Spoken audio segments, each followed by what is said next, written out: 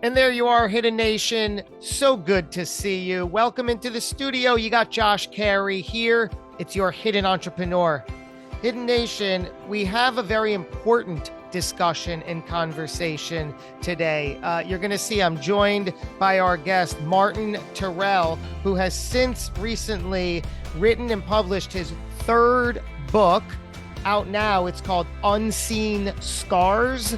You can get it right now on Amazon. It's also available in Kindle form. We're going to hear about his first two books also. Just so you know what the topics we're talking about here, Unseen Scars deals squarely with social injustice and urban prejudice, which, as you'll see, Martin has had a front row view to his entire life, least of which, some decades ago, he spent 6 years in prison, literally as an innocent man. We're going to hear all about this. Martin, welcome to the program. Welcome, Josh. Thanks for having me. I really appreciate all of this. I want to hear about the book topics, Unseen Scars, and your perspective of, as I said, social injustice and urban prejudice. You were telling me that you grew up in Cincinnati, Ohio. Did that upbringing have a direct correlation on what you were experiencing? Most definitely. When I grew up, Josh, it was when ghettoism, particularly in Cincinnati, it was in the late 50s and early 60s. And being a young urban Black, uh, it it it was not easy to be a man. It was not easy to be independent because everything was weighted against me. Um, my family, we were like migrants. We came from Georgia, Alabama, Mississippi, and we moved into Cincinnati. And it was like a village in the ghetto, but outside of the ghetto, like when I first went uptown, everything I touched, everywhere I went, I felt like I was a thief What do you because I mean? couldn't touch anything without being reprimanded simply because I was Black. And growing up, I just felt I was scarred. I, Something was wrong with me. And those hurts and those, it made me feel inferior uh, unless I was in the ghetto where, where I could be around the people who were like me. And those scars affected me like today. You won't believe this. I'm 78 and I still feel afraid I won't go into a dressing room and stay in there too long because I'm afraid they will think that I'm trying to steal something. That is an unseen scar. It still exists because that's the kind of scar that you get in the ghetto. Because if you touch something on the counter, if you look at something too long, the help will make you feel that you shouldn't do that. But there are many scars that you get, and those remain with you. They are like an eagle's talon. They cannot be seen by other people, but they ride with you your entire life. And even as a professional, as I later became, they were there. And that's why I wrote my book, the last one. Unseen Scars. What are some of those, if you can spell out for us? What are some of the situations and social injustices that you bring to light in the book? Well, for instance, even when I was vice president at Stony Brook University, I was writing in a Jaguar XJ9. My wife was white. And we driving down the street, and the cop stopped us, and he looked at me, and he said, "This is what he said. Any warrants out for you?" And boy was left hanging in the air for us both to hear. I'm a middle-aged man. My wife is middle-aged. He asked if there were any warrants out for me. Like, what would a warrant be out for me? I'm in Port Jefferson, New York, in the North Shore. And there are many instances I was going to get some treatment for some cancer, and went up on the floor where I was going to be staying, and the white guy across the hall says, "What are you?" And I didn't answer him. He said, "What are you, Spanish or something?" And I didn't say it. Here's the thing. Sometimes older white guys who are prejudiced, they want to find out what I am, not because they want to find out. They are afraid they need to find out so they can be comfortable and know how to treat me in their mind. And maybe he's Puerto Rican, maybe he's Jamaican, but they have to know what I am. Often they would tell me, "Martin, you don't look black. You don't." And I tell them, "Don't curse me. Don't tell me that I don't look black. Don't tell me that, because the guy on the second floor of the Palace Theater, he didn't tell me that. When I go in, he tells me I still have to sit at the top. I can't sit downstairs. He didn't tell me I don't look black. So don't curse me and tell me that I don't look black. Don't do that." There are many things throughout that often it's driving your car, people trying to identify you so they will feel comfortable being around you. It's the funny things that sometimes they don't recognize it. People don't recognize that they're trying to, like when they say, "Pick yourself up by your own bootstraps." Well, I don't have any boots. And that's kind of difficult to do. You know what I'm saying? Well, black folks don't pick themselves up by their own bootstraps. It's, well, give me the boots and I'll pick myself up. That's not hard to do if you got some boots. But I've always had this problem, Josh, ever since I was smaller as a kid, of people trying to treat me differently, because in the black neighborhood, there's a difference between what they call nappy hair, which is black hair, and black hair, and what they call white hair, which is good hair, which is straight hair, which they call straight hair. And that would bother me, because that would say, where did your father come from? Where did your mother come from? Was that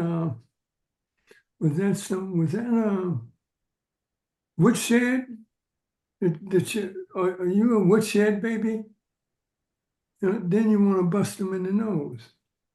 A woodshed baby.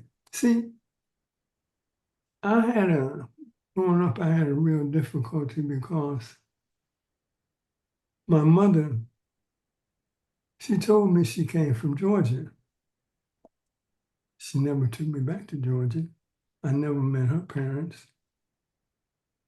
So I could think what I want about where she came from and what happened, and why didn't she go back to Georgia? And so, like in one of my books, I just made up a story. I said, I don't know, maybe she was ashamed of her parents. I don't know why she didn't come back to Georgia. But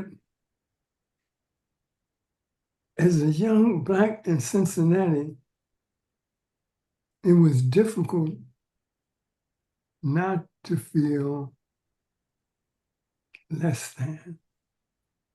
It was difficult not to feel, the people who wanted to be your friend, if they were white, it was cool. It was cool with them as an individual, but it wasn't cool with their friends. It wasn't cool with their friends. They could be cool with you while they were with you, but they couldn't be cool with their group. We had, in my neighborhood, everybody was messed up. Something was wrong, but you could see why no white people lived in our neighborhood, because everything in our neighborhood was screwed up. Everything. That's why there were no white people there. Everything was screwed up. I worked at the ballpark selling lemonade, but all the way going to the ballpark, it was the projects. Everything was black until you got to the ballpark.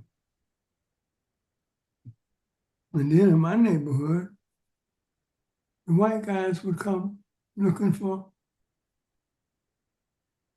give me a nice, clean black girl. Can you find one? I'm 10, 11 years old. They want me to find them a nice, clean black girl. 10 or 11 years old. I'm a kid. So I learned early. And my people aren't worth much to white guys. They're not worth much. That's the ghetto. You mentioned that it was difficult not to feel less than. Have you been able to, through your life, rectify that for yourself? Yeah. And you know how, Josh? And I preach this everywhere I go. The key to freedom, the key to equality is education. I believe that to my soul, that the key, because for me, coming from where I came from, education has taken me to I've had jobs that everywhere I went, I became a supervisor. I became a supervisor. And people worked for me. People worked for me. And the people who worked for me, and I took this from my boss, Jeff.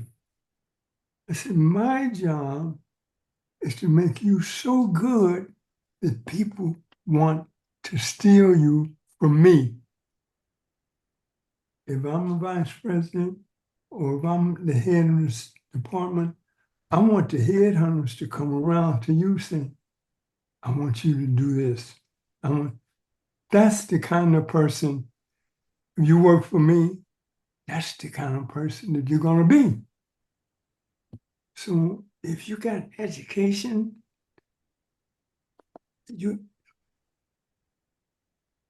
I'm a person who is an ex-convict. I'm a person that got 6 years of being in prison.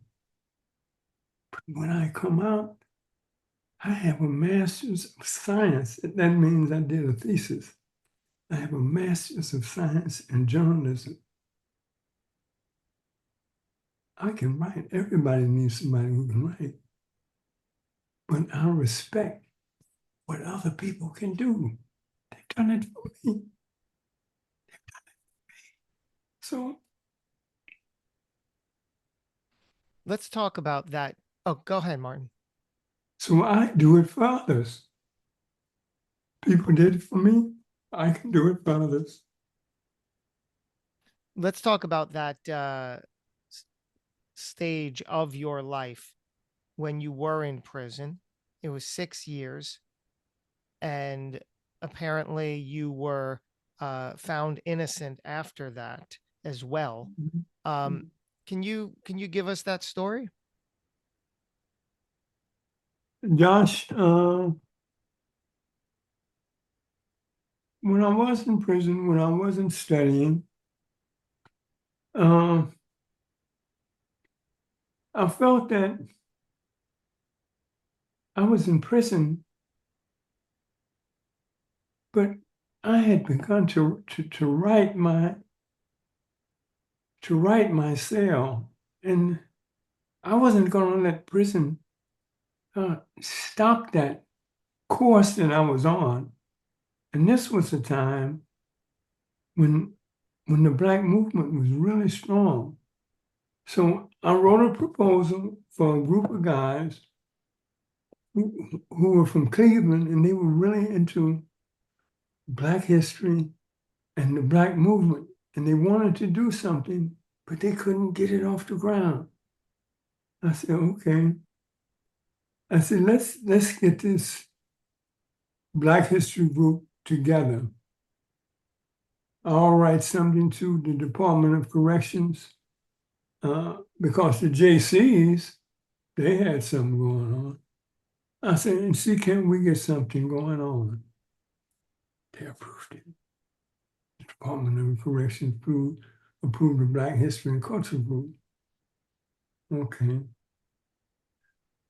So we were able to get some guys to come and join us. But our thing was, if you want to be considered a proud Black individual, all this other stuff, going around beating people up and going to the hole and doing this ignorant, stupid stuff, you can't walk with us. Because that's not part of our game. So we were sending away from books. We were teaching classes and stuff. And during that time, there was a mantra for people who were getting educated. And it said, each one, teach one. And since I was in college, it was my job to hold classes for the guys in my group. Like one of the things that they really liked was political science. And we would talk about now, when you go back to Cleveland or Dayton or wherever you're from, you don't need to get into trouble, but you need to talk to these guys, these city council guys, and say, look, man, we don't have any street lights, so this isn't working. And you want to work with the people in my neighborhood, you want them to vote for you. They know me. And if you're not going to do this stuff, you're not going to get reelected. These are the guys that you need to talk to. So I teach politicals. That's my job. Each one, teach one. And that was a religion for me. So people in my group, when we got bigger and bigger, soon there were 200 guys in my group. 200. And, one time, Josh, there was a riot in Attica. There was a riot in Ohio Penitentiary.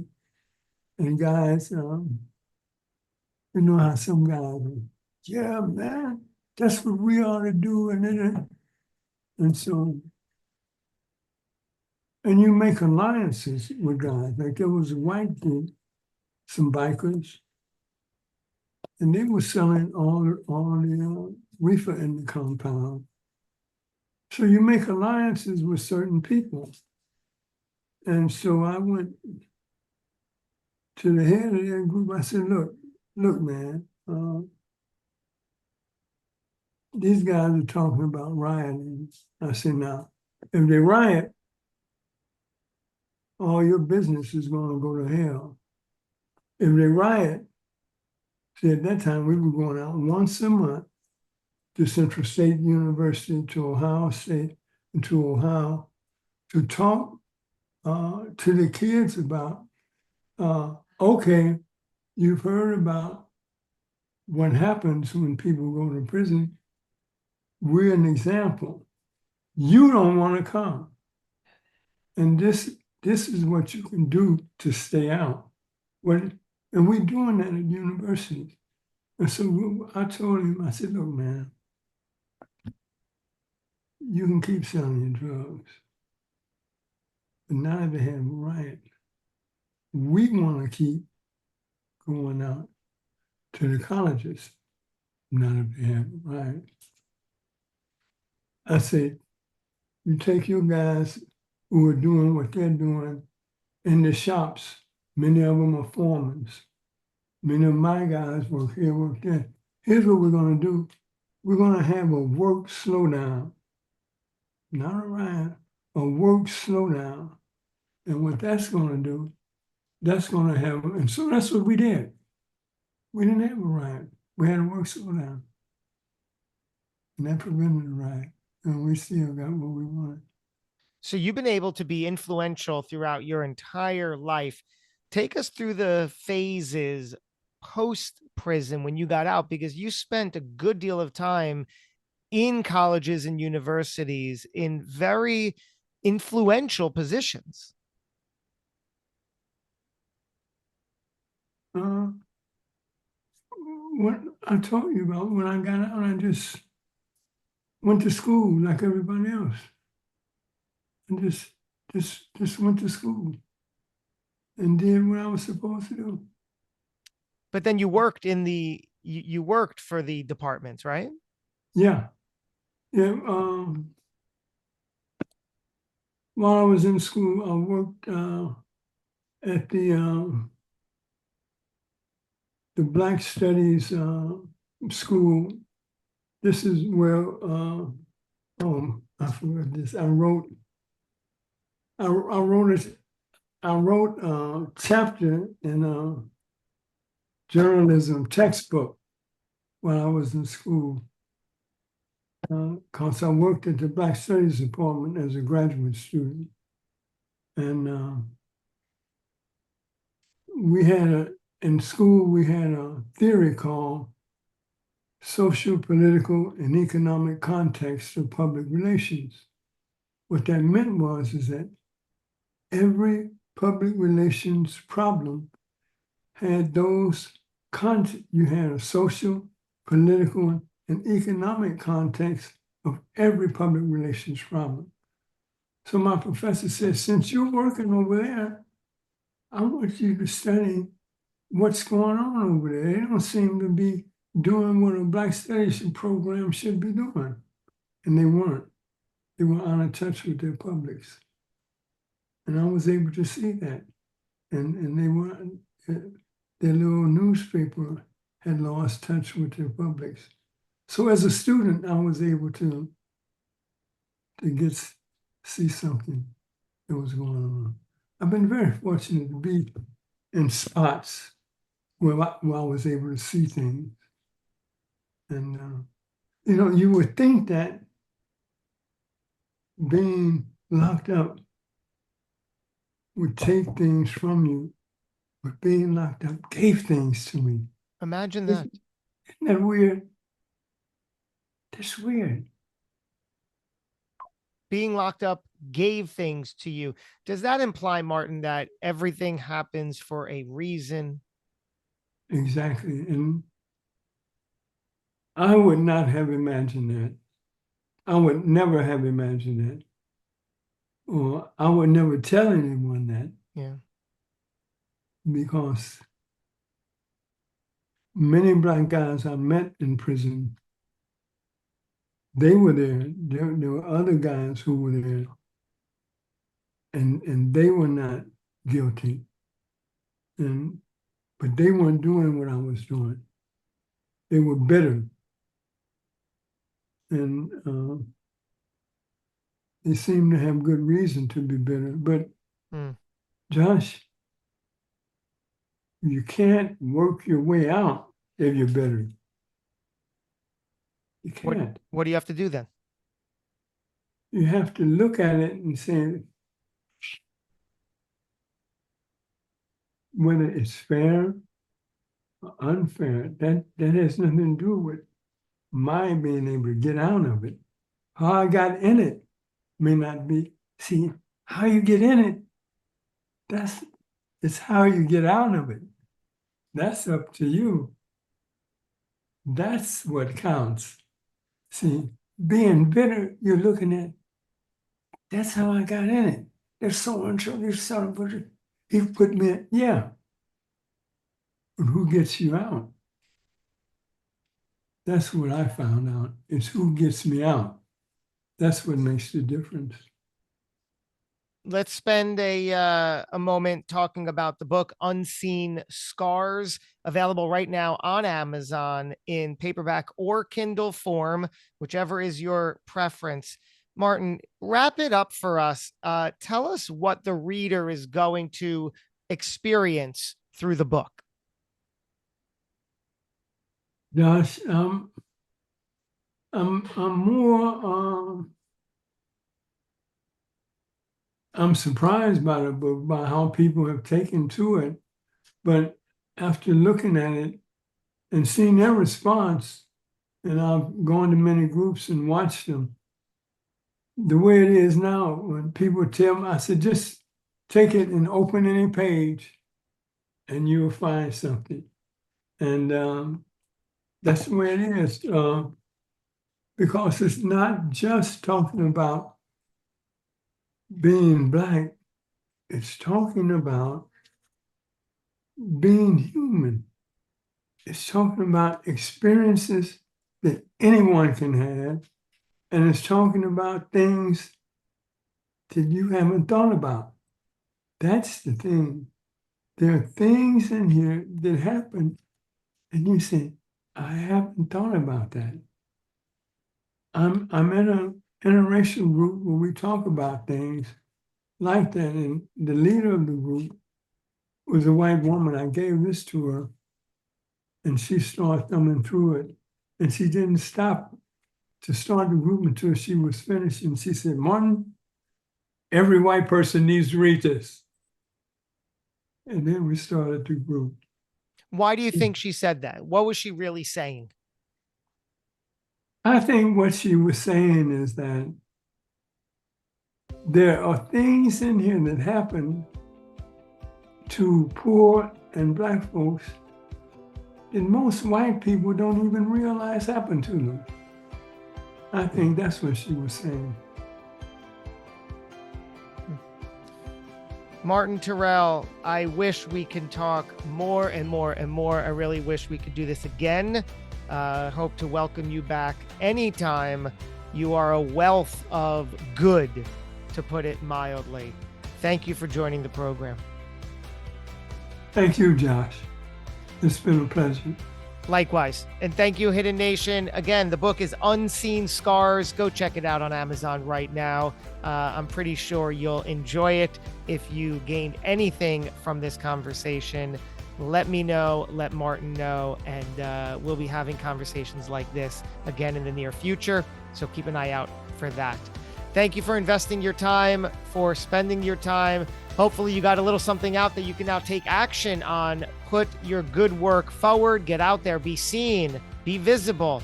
We're going to do this again before too long. Until we meet again, take care, be well. Great interview. Thank you so much.